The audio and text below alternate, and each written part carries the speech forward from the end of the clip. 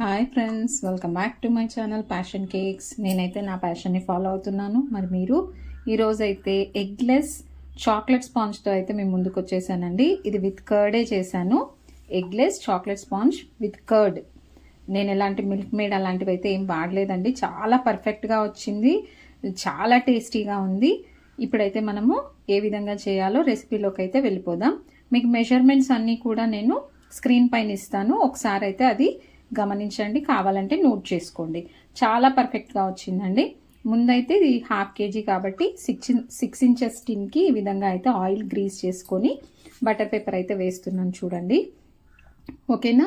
ఇది వచ్చేసి 1/2 cup sugar, 1/2 cup curd, 1/2 cup oil, 3/4 cup maida, 1/4 cup cocoa powder, 1 teaspoon baking powder, 1/2 teaspoon baking soda, 1/2 cup milk.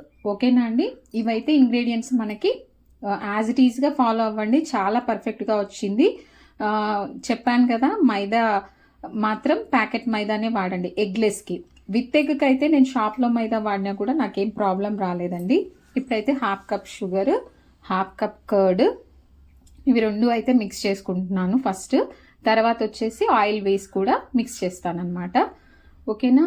మీకు ఇదైతే no doubt అండి, చాలా పర్ఫెక్ట్గా వచ్చింది, చాలా యమ్మీగా ఉంది. మీరు కావాలనుకుంటే డెఫినెట్గా ట్రై చేయండి. ఎగ్లెస్లో ఈ చాలా మెథడ్స్ ఉంటాయి కదా, ఇది కర్డ్తో చేసిన మెథడ్. యాక్చువల్గా కర్డ్ ఇష్టం లేని వాళ్ళు కూడా తినేంతలాగా ఉందండి. ఎందుకని చెప్తున్నానంటే, మా బాబు యాక్చువల్గా కర్డ్ తినడు, అస్సలు తినడు. అసలు మనం తింటుంటే కూడా పక్కకి వెళ్ళిపోయేంత భయం అనమాట. అంటే తినలేడు తను యాక్చువల్గా, అంతే.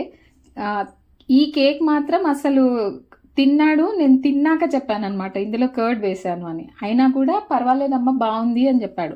కాబట్టి మీరు కూడా ట్రై చేయొచ్చు. ఇప్పుడు నేను ఏం చేస్తున్నానో చూస్తున్నారా మీరు?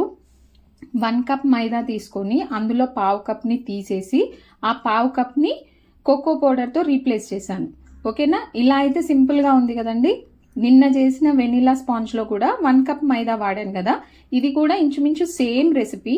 కాకపోతే 1 cup మైదా ప్లేస్లో 3/4 cup మైదా, 1/2 cup కోకో పౌడర్. ఇప్పుడైతే 1/2 cup ఆయిల్ కూడా యాడ్ చేసి కలుపుతున్నాను చూడండి. మీకు ఈ 1/2 cup ఆయిల్ వేసుకునే ముందే కోకో పౌడర్ వేసుకుందామని అయితే నేను ఈ విధంగా చేశానమాట.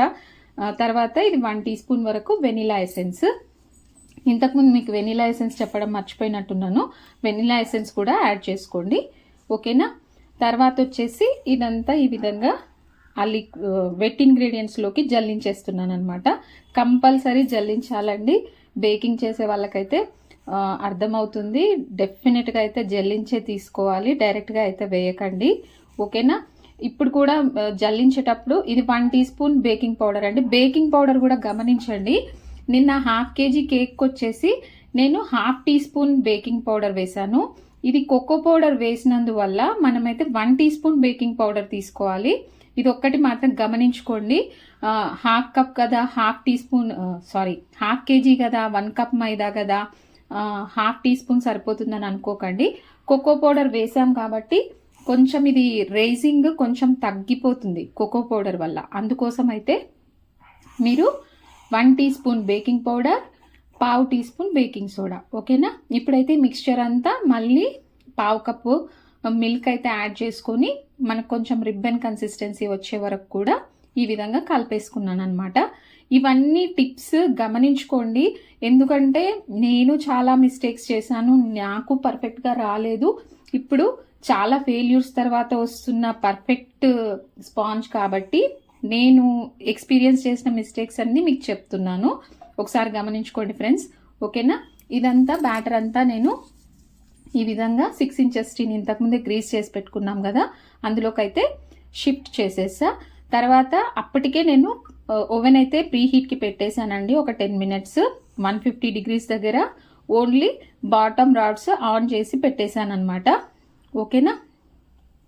ఇప్పుడైతే దీన్ని ఓవెన్లో పెట్టేస్తున్నాను.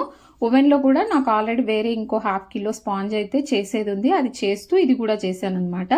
తర్వాత ఓవెన్ సెట్టింగ్స్ మీకు చూపిస్తాను చూడండి. ఇది నాది మార్ఫీ రిచర్స్ 60 liters అనమాట. 150 degrees దగ్గర బాటమ్ రాడ్స్ ఆన్ చేసి 30 minutes అయితే పెట్టాను. ఫ్యాన్ మోడ్ కూడా ఆఫ్ చేయండి. నేను తర్వాత ఆఫ్ చేశాను, ఆ క్లిప్పింగ్ కొంచెం మిస్ అయింది. ఓకేనా. అసలు స్క్రాప్ కూడా చేయలేదండి, జస్ట్ ఇట్లా షేక్ చేస్తే కేక్ అయితే బయటకు వచ్చేసింది. అంత పర్ఫెక్ట్గా వచ్చింది, అంత ఎమ్మీగా ఉంది, అంతే టేస్టీగా కూడా ఉంది. కలర్ కూడా చూసారా ఎంత బాగా వచ్చిందో, ఒకసారి గమనిస్తే మీకు అర్థమవుతుంది. ఓకేనా ఫ్రెండ్స్, ఈ రెసిపీ అయితే అందరూ ట్రై చేయండి, నాకు కమెంట్ చేసి చెప్పండి ఎలా వచ్చిందనేది. ఓకేనా ఫ్రెండ్స్, తర్వాత కొత్తగా చూస్తున్నట్టయితే ప్లీజ్ సబ్స్క్రైబ్ చేసుకొని నన్ను ఎంకరేజ్ చేయండి. ఈ రోజుకైతే ఇంతేనండి, మరొక మంచి వీడియోతో కలుద్దాం. బాయ్.